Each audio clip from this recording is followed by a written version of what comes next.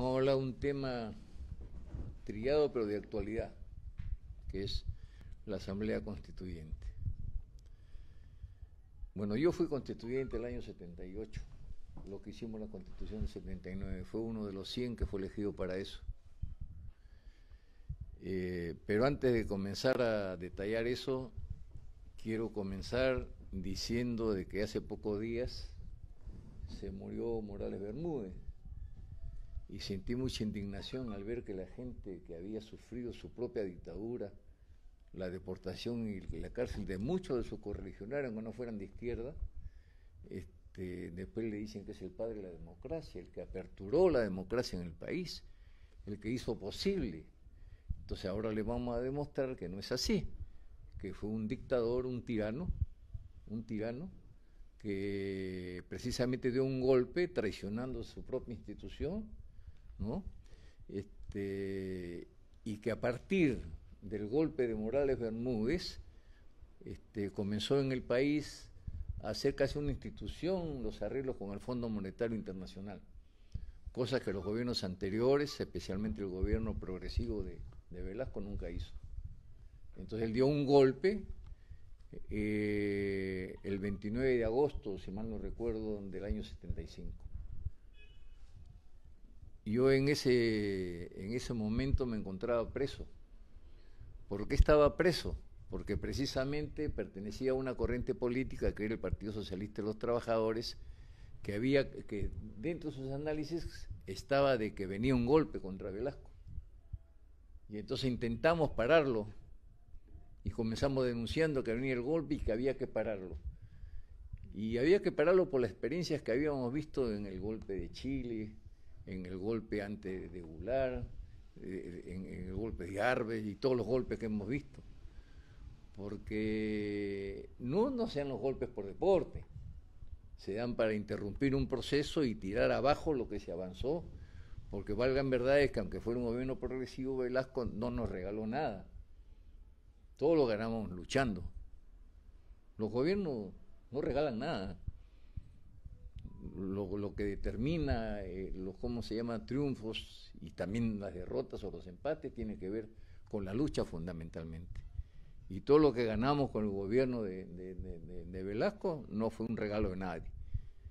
Bueno, ¿por qué he querido comenzar por ahí? Porque no solamente me indignó de que dijeran que él era el que había aperturado la democracia, sino que es reivindicarle el esfuerzo que hizo el pueblo peruano, sus trabajadores, sus sindicatos y sus luchas, que ahora cuando menciono un poquito la lucha vamos a hablar un poquito de las cifras. Pero esa es la razón por cual intervengo con esto. Yo creo que se equivocaron aquellos que desde la izquierda decían que el golpe de Morales era un golpe de reafirmación revolucionaria y que se llegaba a la segunda etapa. No era cierto eso. Era desmontar todo lo que se había avanzado. Y como le digo, se inauguró los gobiernos o los ministros de Economía puestos y los ajustes también acordados con el Fondo Monetario Internacional. Desde ahí comenzó la cosa. Bueno, Morales fue sentenciado por violación a los derechos humanos a cadena perpetua en Italia, porque fue un gobierno muy represivo. Acá vivíamos en golpe de Estado, vivíamos en estados de emergencia, ¿no? Con los tanques en la calle. Acá era común que ante una huelga nos sacaran los tanques y a meter balas por todos lados. Bueno, entonces, haciendo esta aclaración, también digo de que no fue él el que propició incluso la vuelta a la democracia formal. Fueron las luchas las que abrieron ese camino. Hay no una anécdota, en un pasaje, en un encuentro que hizo un sector de la burguesía creo que fue en la Cámara de Comercio o algo así, y fue Morales Bermúdez y un señor que fue ministro de Acción Popular en el primer gobierno y en el segundo gobierno también de Belaúnde, le dijo de que él era un gobierno, era una dictadura y que cuándo iba a dejar de ser una dictadura.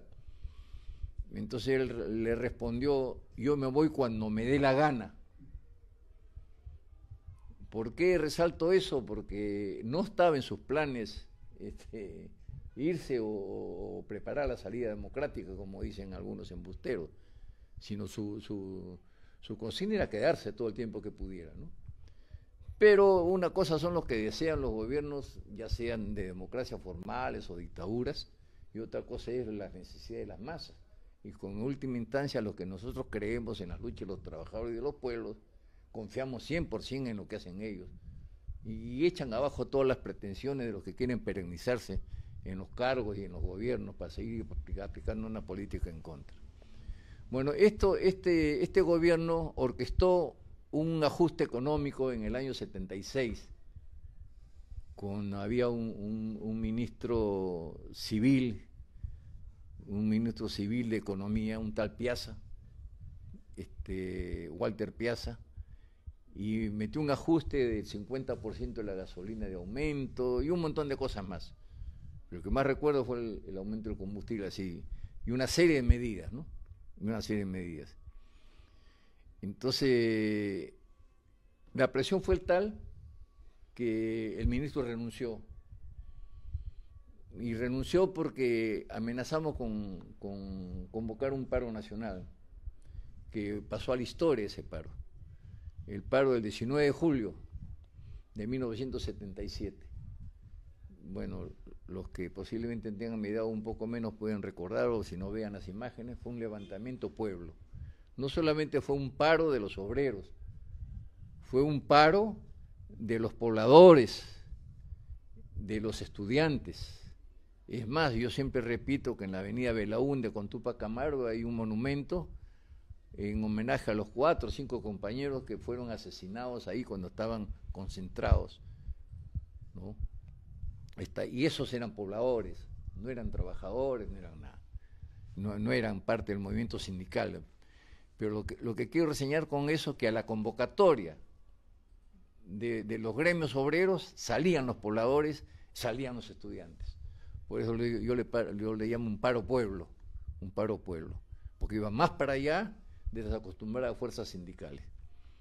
Bueno, y ese paro, que fue el 19 de julio, prácticamente obligó a que el gobierno tenga una política de salida.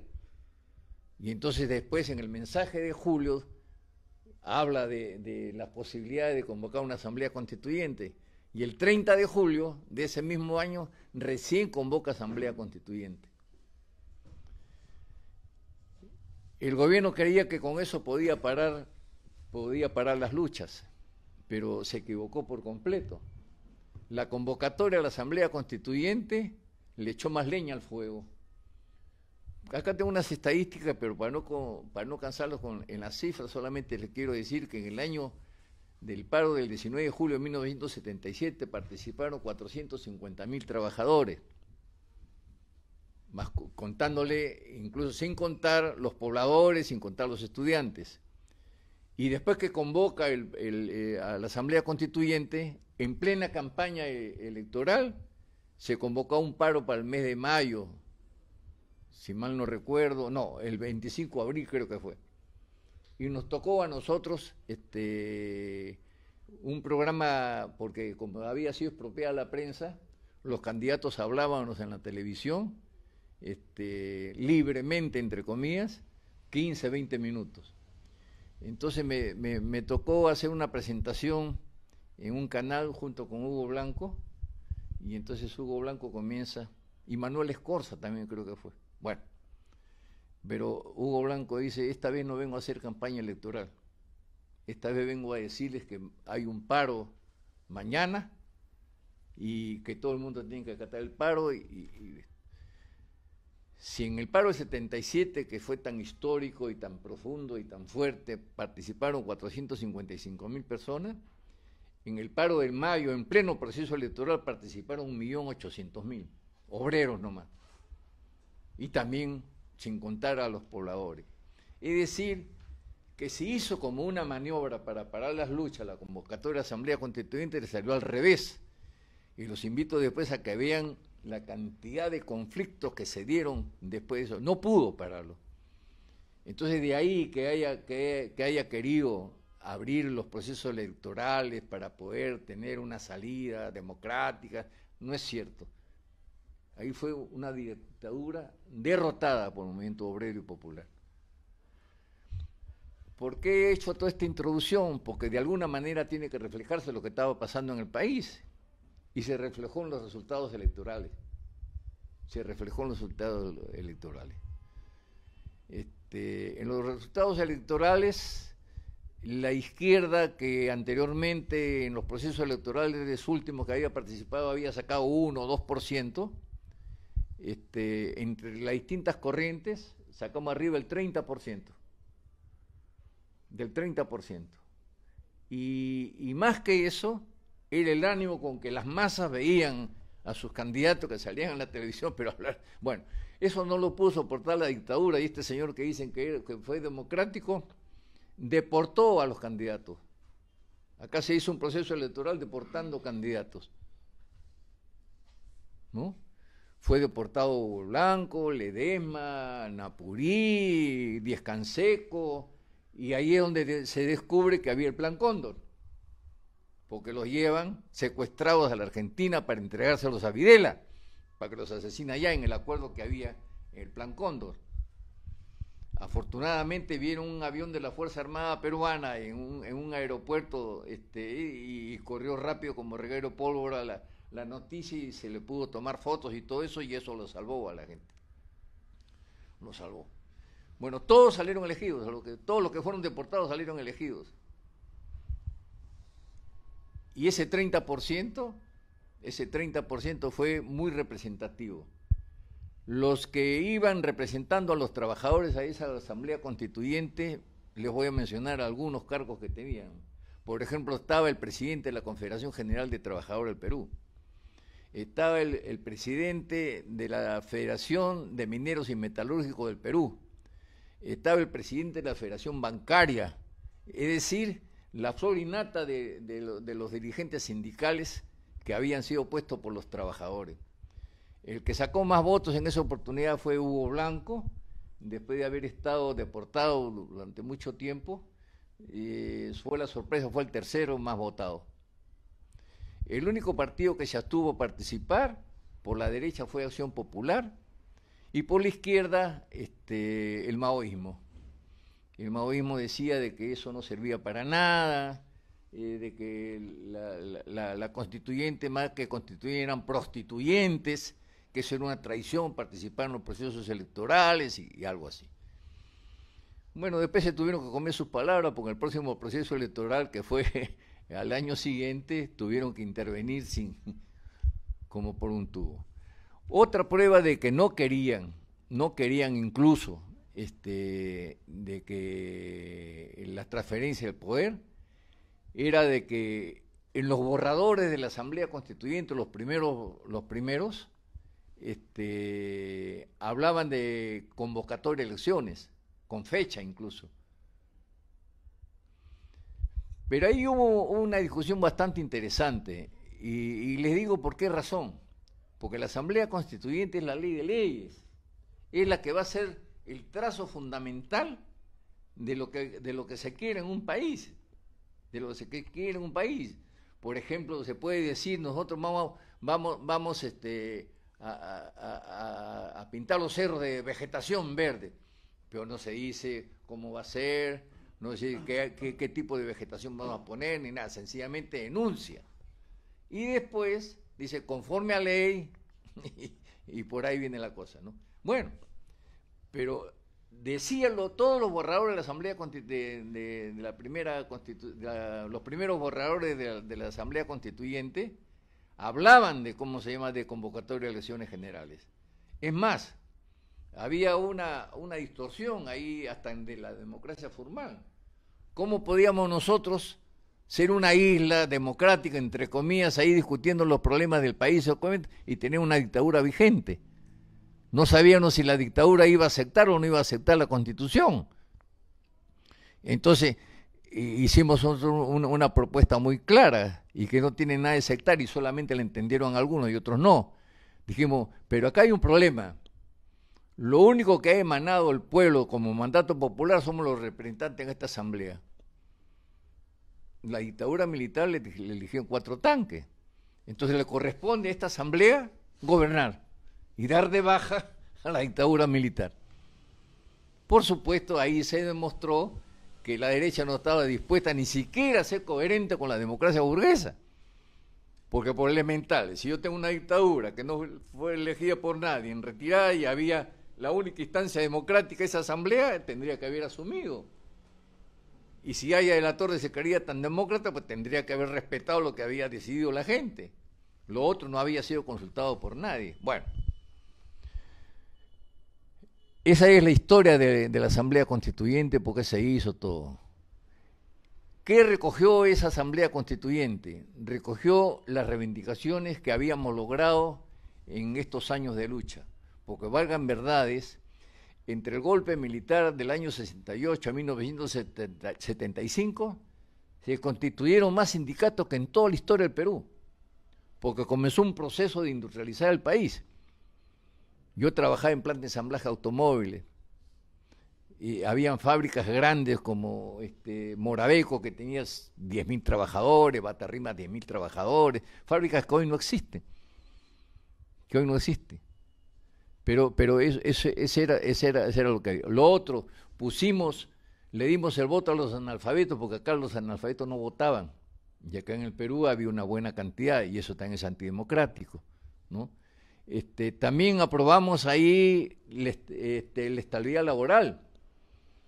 Primera vez en la historia que había una constitución que garantizaba la estabilidad laboral, que incluso en el capítulo económico reivindicaba la obligación o el rol del Estado en las inversiones. El Estado tenía 300 empresas de distinto índole, de distinta ocupación, de distinta rama económica. Ahora, no todas fueron expropiadas.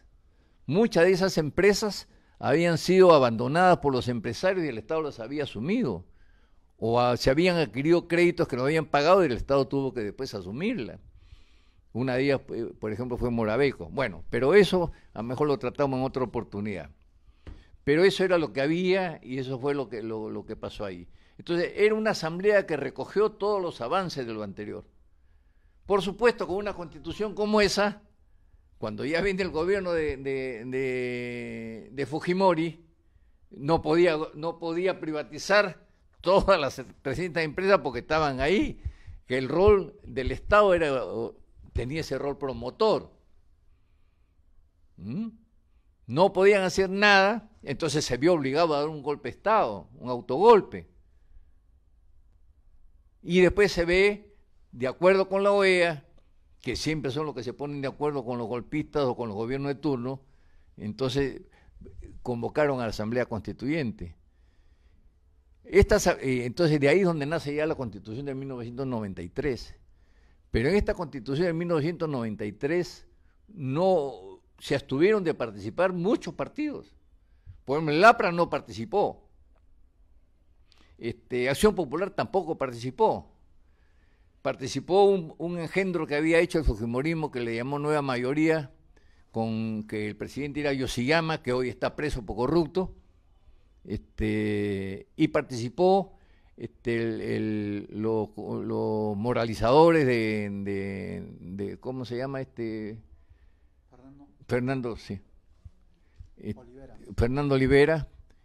Participó una corriente de izquierda minúscula, el MDI, una ruptura que hubo en la Izquierda Unida, y ellos hicieron mayoría. Solamente el partido Nueva Mayoría y el PPC hacían el 60 y tanto % de la representación. Por eso cuando hablamos nosotros que hay que convocar a Asamblea Constituyente, tenemos que también decir, ¿y quién la va a ganar? ¿Y quiénes son los que van a ser los constituyentes? No solamente hay que decir constituyente, sino ya posiblemente eso se ve más claro, o se va a ver más claro en la exposición que va a hacer el compañero. Bueno, pero esa asamblea del 93 fue precisamente para allanar la política de privatizaciones. Y después ya vota como capítulo económico que el Estado tiene bajo un rol subsidiario. ¿Qué es un rol subsidiario para ellos? Un rol subsidiario que es donde no hay negocio para los capitalistas privados, ya lo asume el Estado. Por ejemplo, usted puede ir a cualquier rincón del país y siempre va a encontrar un banco de la nación. Aunque sea una oficina chiquita, mediana o lo que sea. Siempre va a encontrar un banco de la nación, pero nunca va a encontrar un banco privado. Porque ellos solamente van donde hay negocio. Y donde no hay negocio, ahí recién le autorizan, ¿cómo se llama? Para que el Estado haga el rol subsidiario. Otro de los elementos, que el Estado no tiene por qué inmiscuirse en las relaciones con los privados. Otro elemento, los contratos ley, y así por el estilo, una serie de cosas que no tenían que ver nada con la anterior. Para cerrar lo del 79, solamente acá hay una pregunta. Bueno, nosotros no firmamos la Constitución del 79. Ninguno de los 30 congresistas de izquierda que habían en la Asamblea Constituyente del 78 firmó la Constitución del 79. ¿Por qué razón? Y esto se lo aclaro porque ahora lo que están hablando, que hay que hacer una nueva Constitución consensuada, para nosotros no hay consenso. Para nosotros hay luchas de intereses, de los oprimidos contra los opresores por siempre ser los que oprimen y nosotros por sacudirnos de esa opresión. Los que ponen las fábricas y explotan a los trabajadores tienen un interés y los que somos explotados tenemos otro interés. Entonces en eso consenso es una mentalidad que solamente la acepta Cerrón y sus secuaces. No tiene que ver nada con lo que nosotros defendemos, los intereses encontrados que tenemos, ¿no? Y las diferencias sociales que se expresan a través de las clases sociales. Se lo digo de pasadita porque eso es lo que están proponiendo hoy. Entonces ahí llegamos a la Constitución del 93 que hoy la repudiamos. ¿Por qué la repudiamos? Primero, porque no fue, ¿cómo se llama? No participaron todos. El referéndum que se hizo para aprobarla también fue un fraude. Porque más votos sacó el voto viciado, el ausentismo y el ¿cómo se llama? Y el voto nulo que el que ganó. El voto nulo y el viciado marcó un récord. Y ellos que creían que iban a ganar, según las estadísticas, 70-80%, tuvieron que hacer fraude y esconder los resultados porque la verdad que la perdieron, pero la impusieron. Bueno, las dictaduras cuando hacen sus constituciones, sus cosas, es para ganar. Solamente la fuerza de un pueblo como el chileno, lo que nosotros hicimos en el 77, puede tirar sus planes abajo. Pero ellos lo tienen bien pensado para hacerlo. Entonces acá aclaro lo siguiente, ¿estamos nosotros a favor o en contra de la Constitución del 93? Estamos en contra por lo que le digo, porque nunca expresó la voluntad del pueblo, porque se hizo bajo una dictadura precisamente para poder malbaratear las empresas del Estado, y se hizo para tirar los derechos de los trabajadores abajo. Cuando veamos la estadística de las luchas que se dieron, por acá creo que...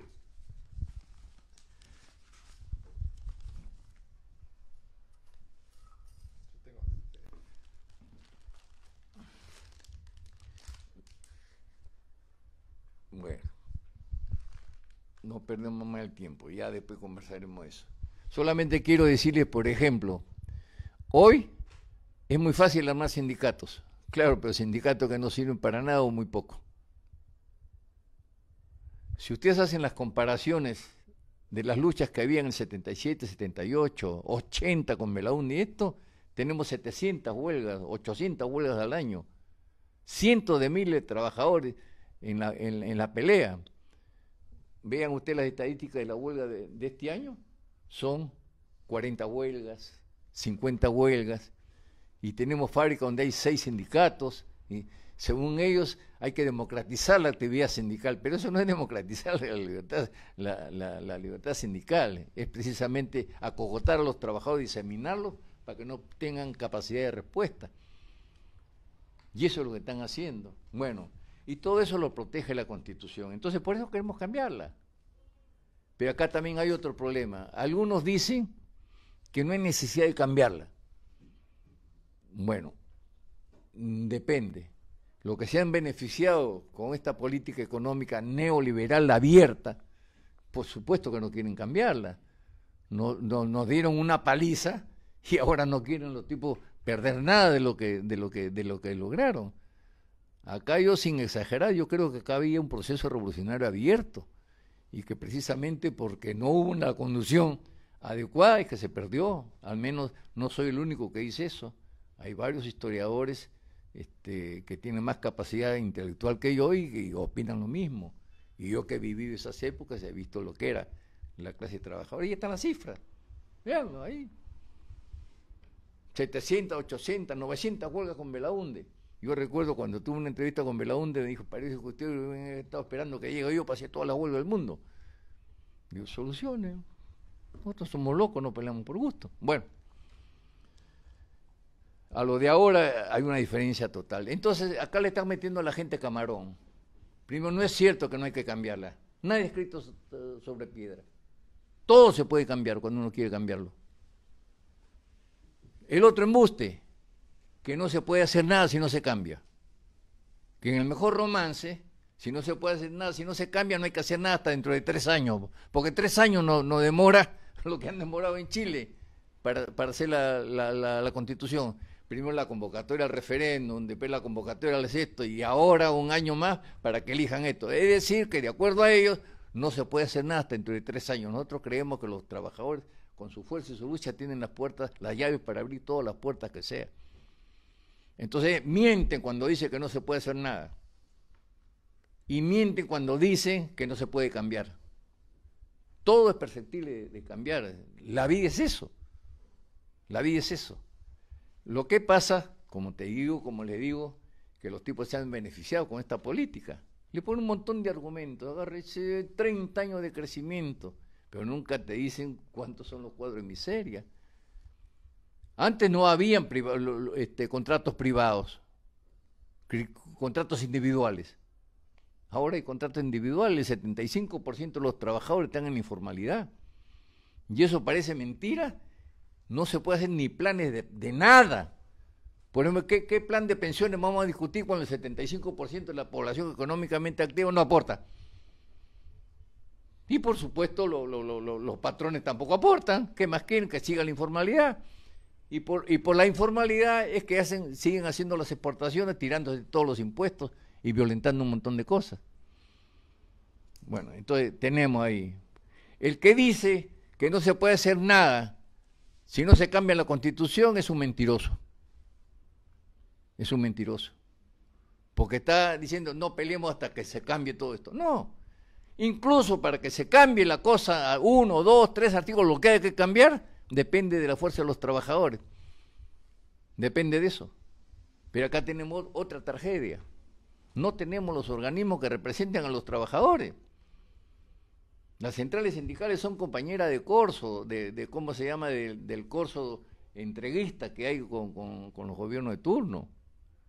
Ahora nos han puesto el famoso acuerdo nacional, que no se puede hacer nada si no es político el acuerdo nacional.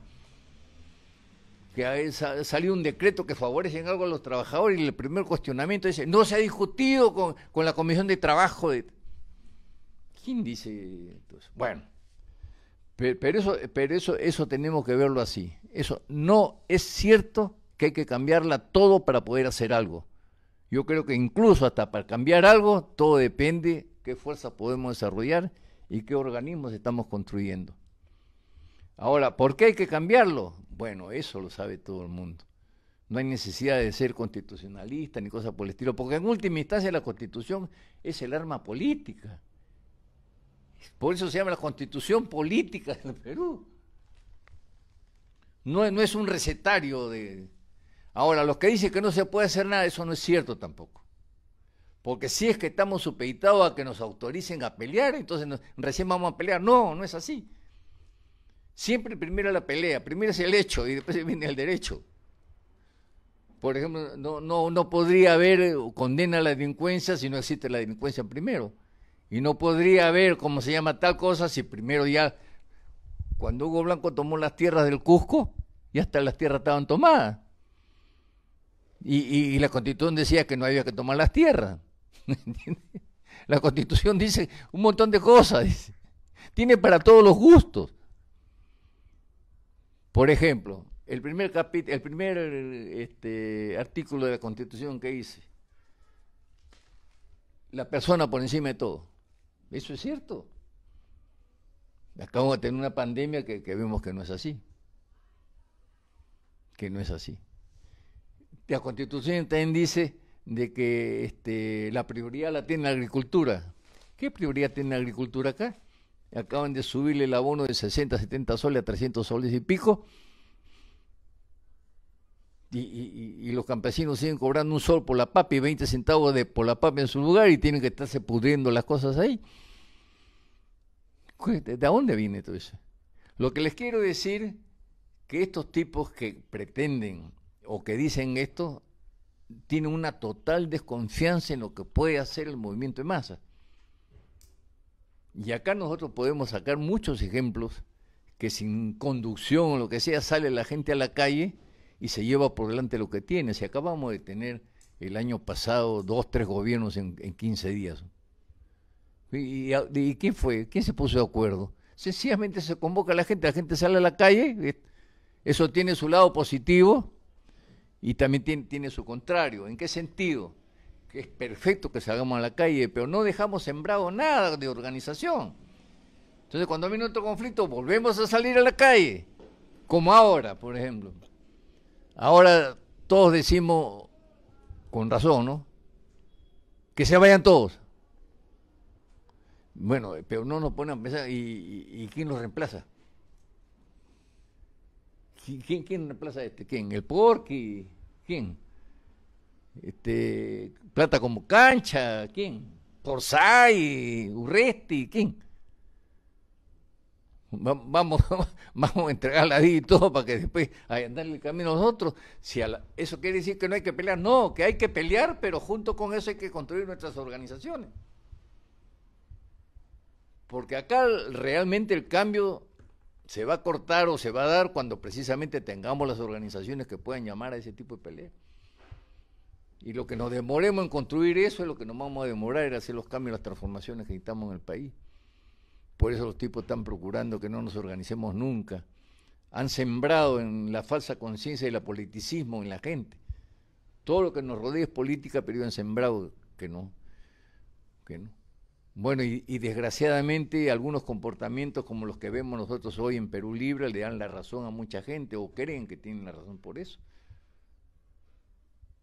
Porque hemos visto las alianzas más ayectas alrededor del Congreso. ¿Cuánto tiempo tengo? 2 minutos completos. Me faltan 2 minutos. Bueno, ¿que hay que cambiar la Constitución? Sí, hay que cambiarla. Y hay que movilizar precisamente porque es la única forma de seguir construyendo esta organización que nosotros necesitamos. La del 93 no la firmamos ninguno de los 30 congresistas que había. La del 79, ¿no? La del 79. Y la del 93, no fue necesario eso porque todos eran de derecha, a excepción de 4 o 5 congresistas que había de un grupito de izquierda. Pero que también se jugaron el rol de ser administradores de la crisis del capitalismo. Lo que estamos viendo ahora. Nuevas peleas se presentan. La desmoralización que pueden tener algunos al ver un gobierno que se reclamó de izquierda, un ejemplar luchador sindical, que le ha quedado muy grande la camiseta política porque no hay organizaciones políticas. Acá nosotros, para poder empujar el carro hacia el cambio y la transformación, necesitamos tener por lo menos un contingente de algunos miles de personas que empujemos el carro en una misma dirección. ¿Entiendes? Y eso es lo que están tratando de impedir, que no construyamos organizaciones propias, Y todas las reformas políticas que se han hecho, so pretexto de modernizar los procesos electorales, han sido para recortar más derechos. Entonces, nadamos contra la corriente, pero con proa hacia adelante. esto tomémoslo como una primera conversa alrededor de esto.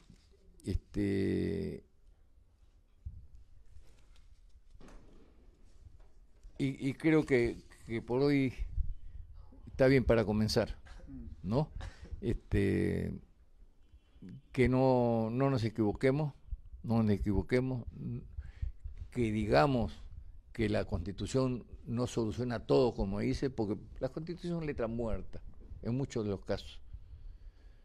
Y es bueno también que lo veamos ante los hechos, porque acá cerca, en el sur del país, se ha hecho una asamblea constituyente, se ha hecho un movimiento de masas para imponerla, y ahora se va, ¿cómo se llama?, hacer el referéndum para aprobarla, que es lo que va a tocar el compañero. Y nosotros nos alimentamos de eso, nos alimentamos de las experiencias que viven otros países.